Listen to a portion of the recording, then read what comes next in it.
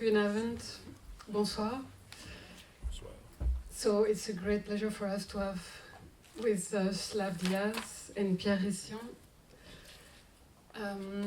When we knew from Jeu de Paume and from Courtisan and from Beaux-Arts that Lav Diaz would be in Belgium, in Europe, for CINEMATEK it was, of course, a necessity to screen all of the films of Lav Diaz, which we did starting in September. We didn't screen all of the films, but the majority. And then while we were working on the retrospective, we found a very nice conversation in the catalogue of the Biennale 2009. And this conversation was between 4 filmmakers, Filipino filmmakers. There were Raya Martin, Cavnela Cruz, Kidlata Emik, and Lav Diaz. And the 4 of them, they were speaking about the great figure of Lino Brocka. And more we were reading this conversation, we get very inspired and thought, okay, we will speak about Lav in the retrospective, but it's time to make a tribute to Lino Brocka as well, especially since we understood that Lino had a very nice influence and great influence on Lav Diaz. So we had a few copies in the collection. The Film Foundation restored 2 films, Insiang that we screened already, and Manila that you will see tonight. And that's how the distribute starts. So yesterday, Lav was in Beaux-Arts to speak about Norte and his work, and tonight it's the Brocka's part at CINEMATEK. And so if we speak about Brocka in Europe, that leads us to Pierre Rissient on my right. And Pierre Rissient, he's the one who discovered his talent and his work. So this is the conversation for tonight. I would like Lav to speak about who was Lino in Philippines, and then Pierre let us know how he met him and how he brought his work in Europe. So. Yeah, good evening, and it's an honor to be here and quite humbling to be sitting with one of the wise men of Philippine cinema. It's ironic because he's a French man, but he knows a lot about cinema. His knowledge of Philippine cinema is encyclopedic. We cannot approximate it. He knows a lot. Lino, I was a martial law baby. I grew up during martial law. When martial law was declared, I was like 10 years old. So growing up, there are three great voices during the struggle against martial law, against Marcos. In culture, the cultural struggle, there's Lino Brocka. In politics, there's Ninoy Aquino and Pepe Diokno. And these are the 3 guys then. And Lino is always a hovering figure. There's always the melodramatic movies that he's making, so we saw a lot of this. Growing up, for me, the movies, it's just entertainment. And then in college, in first year college at Ténèbres in Manila, our literature teacher told us to watch a film. It's called Manila sa Kuko ng Liwanag, Manila in the Closed Neon, which we will be seeing tonight. We went to see it in Cubao. It's a center in Manila where there are a lot of street theaters then. They're gone now. They're all multiplexes now. So we watched the film. We were stunned. It's so different from what we're seeing, because we're seeing a lot of films from Hollywood, all the blockbusters, and all Filipino cinema then is just romantic comedies, action films, and a lot of soft porn. Marcos actually propagated these things, so that these are escapist things, so that we will forget about what's happening. So we saw this film, Manila sa Kuko ng Liwanag, and my classmates and I, we were so stunned by the film. It's really great. We realized the power of the medium. That started it for me. I realized that maybe I can be a filmmaker. I want to be a filmmaker since then. So it was a great inspiration for me, Manila sa Kuko ng Liwanag. Thank you. I don't know what to comment. I came in the Philippines only a bit later after Manila. I came in July 77, I remember, and I think I'm sorry to say because I don't like to speak about myself, but I am credited to have discovered basically the Hong Kong and Taiwanese cinema earlier, and I was curious if there would be something in Indonesia, Malaysia, Singapore, Thailand, the Philippines and Korea, if there would be also great talents. So I decided, I was in Australia, I decided on my way back to stop there, and I was very lucky to see Insiang, which was the first picture which I saw, which was about 18 months or 2 years after Manila.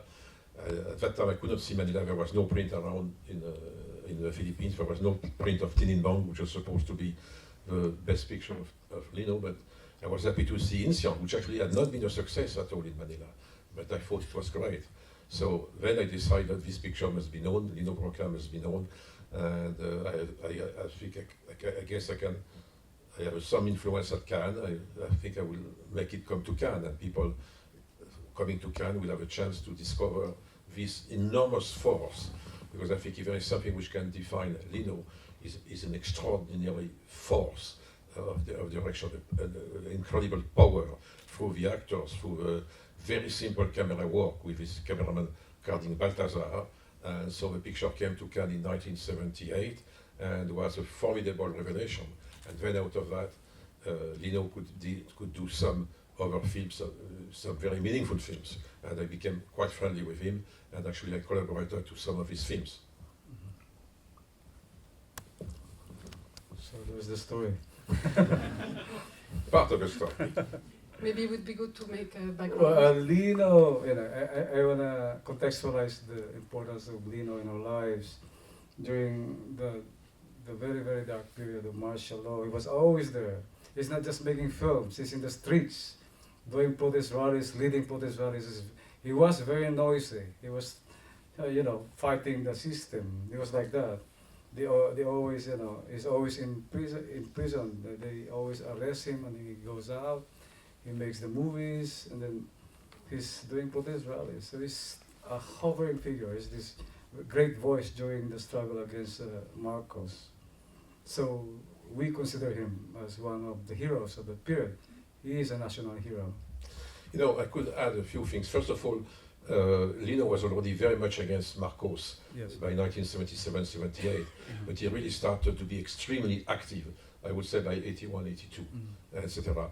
And part of what has to be said about Lino outside is, I think if I defended him, it was first of all because I love cinema, and I thought he was a great director, and that was my, probably if I have not liked Insiang, I would have probably stopped there. But I became quite friendly with Lino, and of course it was easy to be on the cause of people of Lino and the oppressed people in the Philippines. And I have one thing I have to say that Lino, some people say that Lino was making 3 pictures for the producers and 1 picture for him. It is not really true. I mean, I followed Lino for a few years. He didn't think that way. He was making pictures for producers to make a lot of money. He was making a lot of money. He was a top director, and he was very highly paid, but he was spending all the money very fast with his friends, with his theater group. He never had a cent in his pocket, never.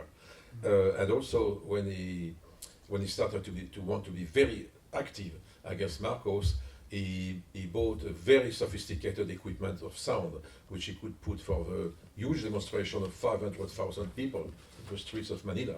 Actually, I was there 2 or 3 times, and he was coming to pick me up at about 6:30 in the morning with his driver Jesse and 2 friends, and we were going to the place to put, the loudspeakers and things like that, and so that's something which goes with him. And what I think is in his films, in the pulse of his films, is really the old city of Manila.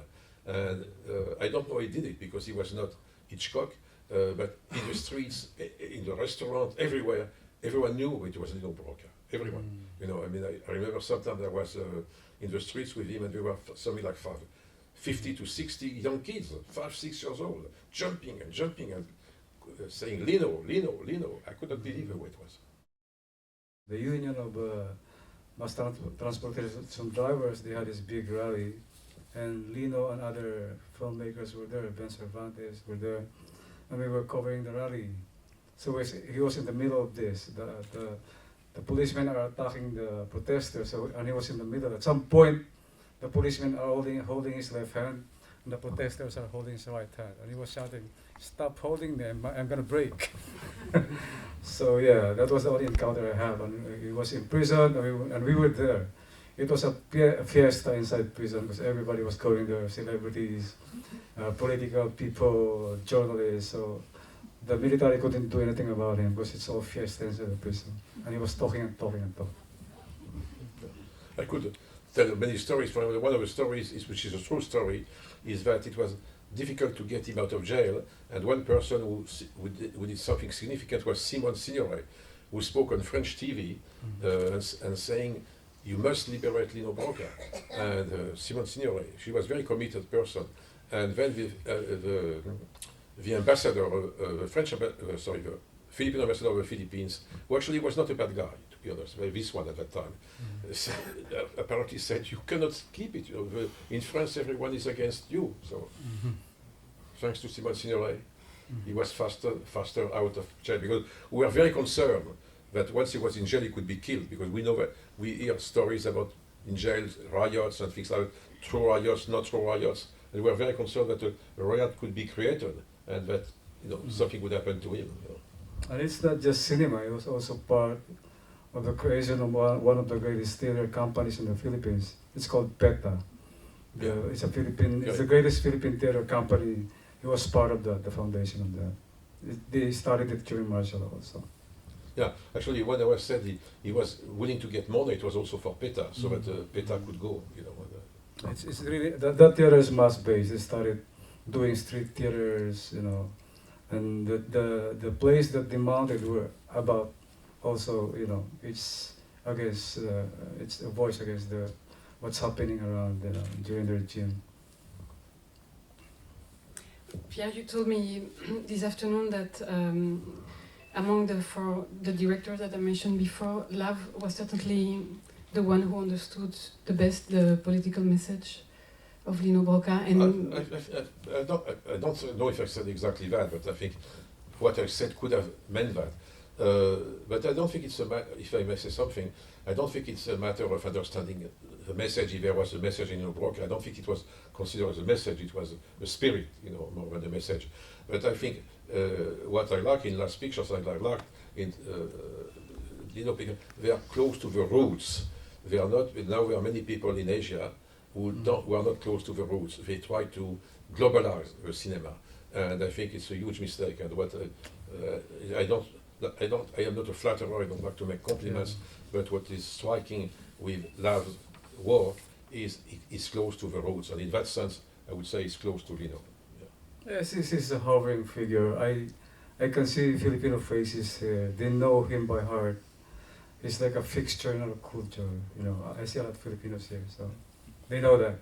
So he's an icon. He's a part of this Malay struggle.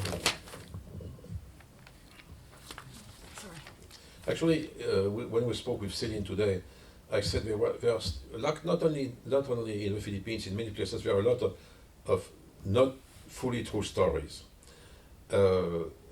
Because these things are reported by sometimes well reported, sometimes with a lot of bias.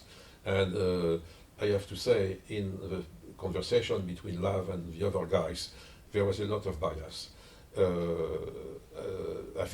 I suspect that most of the bias could be created by jealousy and envy of people who wanted to be as known as Lino Brocka. But for example, I faced that kind of situation in many places. When I was taking a director out of the country and bringing him to Canada, etc. So there were people who were jealous. But I never pick up someone because of him. And actually, most of the time I did not know him or her before. It's because I thought of the talent. But other people felt he had as much talent as Lino Brocka.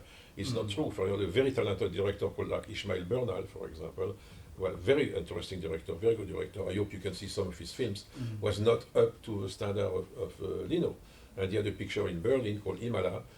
He had a picture financed by Mrs. Marcos, I must say, because Mrs. Marcos was trying to create a lot of things I guess, Lino, and she financed some directors, I won't give all the names, so that they could compete in festivals. And Ishmael, when I was a Talento director, I don't dispute that, was to Berlin, and no one paid attention to him as people paid attention to Lino. So, but Ishmael, unfortunately, is dead. It was a very interesting man also. But there are people who use his name against Lino Brocka, but because they don't want to save themselves, who are envious and jealous of Lino. But I think the secret reason behind that is that. But I have known that all over the world. It's human reaction. Yeah, Lino is also part of the so-called second golden age of Philippine cinema. He was the head of that.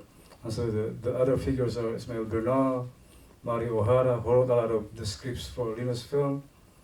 And there's Silvio Castillo and Mark De Leon. This is the second golden age.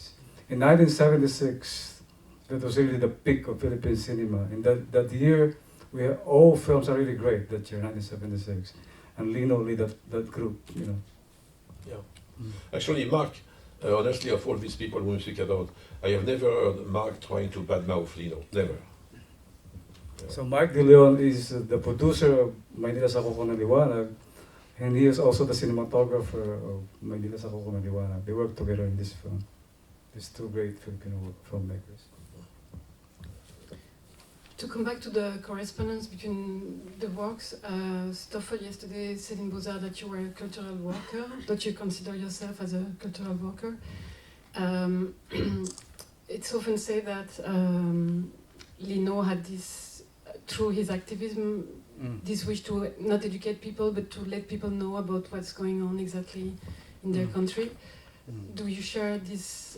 Yeah, Lino used the medium to educate people. He used the medium to fight the system. He knows how to use it. So he's a true cultural warrior during the time. He was our voice. So even with his popular film, he could speak to people? Yeah, you see the melodramas that he made. You can see that he will insert things there. You have to hide things. Some of the melodramas, because in all fairness, you know, no one can doubt of my admiration for Lino Brocka, but some of the cheap melodramas which he did were very bad, I have to be honest. Yes, of course. Yeah, yeah, he did that. There was like, how many films? 69 films. Oh, no, I think he made a lot of films. Even the greatest directors made bad films, so everybody's able to make a bad film. You know? Yeah. We heard stories of Lino and Ismael Bernal and all these guys when they do this, action films and comedies. They were not doing it. It's just assistant directors. They were sleeping and getting the money. It was Lino did everything. Even if it was not good, it was not. We heard stories like this. Yeah. There are legends and stories like this. I don't think it's true. We heard stories anyway. We have stories. You know. Yeah. So that's maybe a good moment to speak about how prolific he was. So he made 69 films. And then you told me the story about that he shot in 11 days and then... No, In Xiang, I guess some of you have seen In Xiang, and In Xiang, the first day of shooting was December 1st, 1976. The film was in the theaters on December 17, 1976.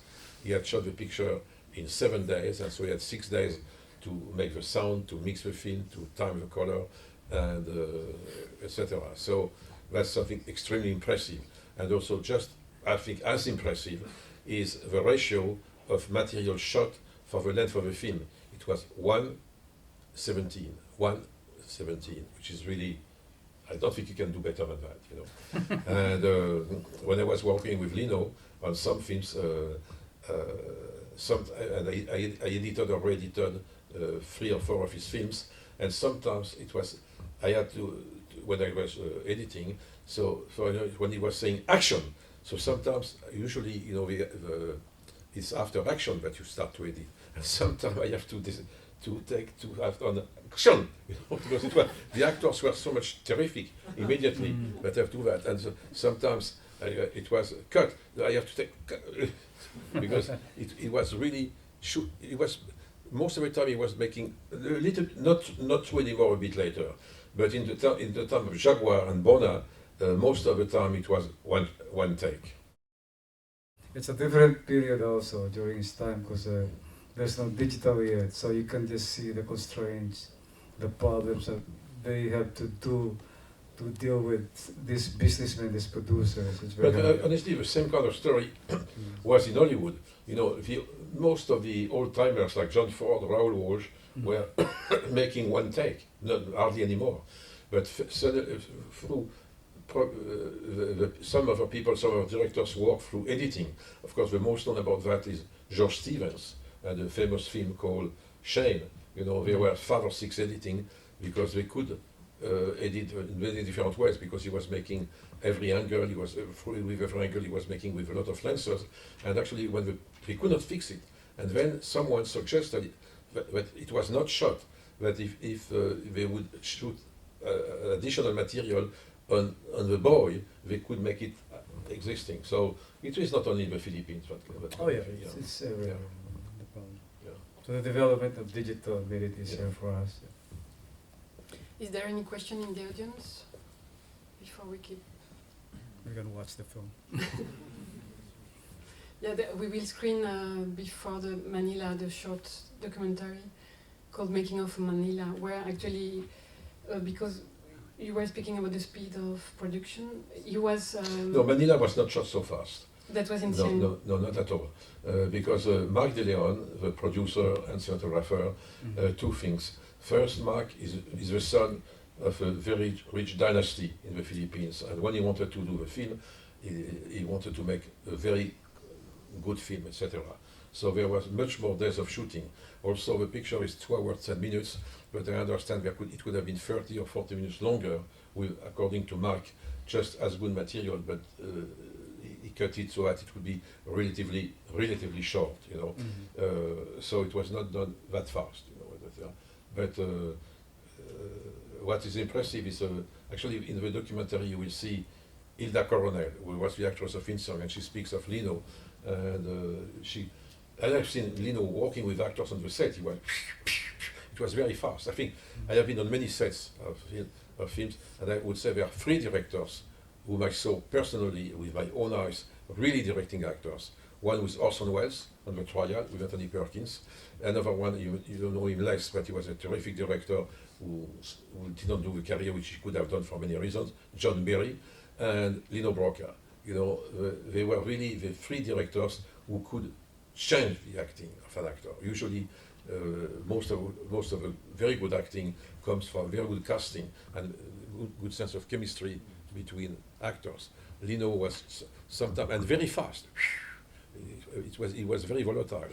He was really, he could change the part of, not the part of the acting of the actor. That was very sensational. Also the way, Lino knew nothing about lenses, so it was really Carding Balthazar, the cameraman, was doing it. But the way he was making this shot and this other shot, it was he. The angle was his decision. It was extraordinarily fast. Do you have questions? So the actors in the films were the actors of his troupe. Oh yeah, he had a stock company with PETA, you know, and most of the actors were from PETA. It was also the way for him to pay them because there was no money in theater. So the fact that he could give them not so much money from the production, but it was already that. And as I say, he was. Should I say the story about the Christmas story which I told you? Yes. You know, one day I remember it was a Friday, the day before Christmas Eve, and I think it was at the time of Jaguar or Bona, I don't remember. And I saw Lino, and he said, I don't know what to do because I have no cent. I have no cent. You know, he was the highest paid director of the Philippines, and he had, I have no cent, and I want to make gifts to my friends and my crew and my people, but I have no cent, and I have already committed with Lili Monteverde, the biggest producer of the Philippines at the time of Regal Films. I have committed 3 pictures to go, so she will never sign me a 4th contract to go, so I don't know what to do. So I say, no, don't worry, you know, I mean, people know you, your generosity, they will celebrate Christmas anyway.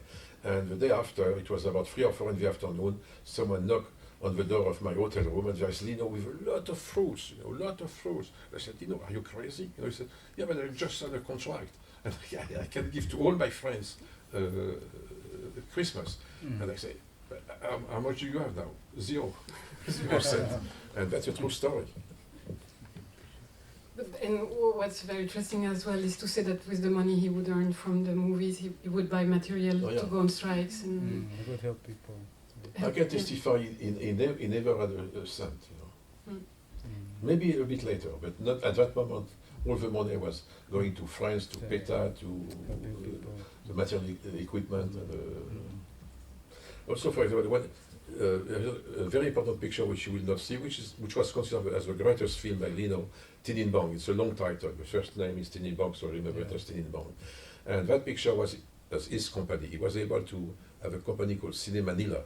And Ténèbres was a huge, huge, huge success. It was, at that time, in 1974, the biggest success ever in the Philippines. The biggest success. So Lino was able to continue, and he produced 6 or 7 films, 2 or 3 by himself, and 2 years later he was in bankruptcy because he was a very bad manager. So he had to go back to make films for other people. Yeah, he created his own production, but he went bankrupt because of that. It's called Filipino, no? Manila. Manila. Do you think this prevented the next generation or two of Filipino filmmakers from experimenting or from breaking away from his shadow because he was such an influence that people? No, not really. He inspired us. So his deed is a paradigm for us to seek our own paths. You know, he inspired us to do things. He was very encouraging people. For example, when he was at the top of Manila, which was for a few months, he gave a picture to 3 directors, you know, who did their first film. Mario Ara was a screenwriter of Incien. Ben Cervantes was mentioned by Lav, and also someone less known called Orlando Nadres, you know. So he was a very encouraging people and very generous person. Yeah, Orlando Nadres was a great playwright. He wrote a lot of plays. He's more into theater. But when Lino was getting a lot of money, so he produced films of his friends, Ben Cervantes, Mario O'Hara, and Orlando Nadres. If people were inhibited by Lino, it is because we were, as I say, some of the people were jealous and envious of him. That's the way he was, I think, he inhibited some people. Yeah, we heard stories about that. He had this fierce battle with Ismael Bernal. They were like fighters.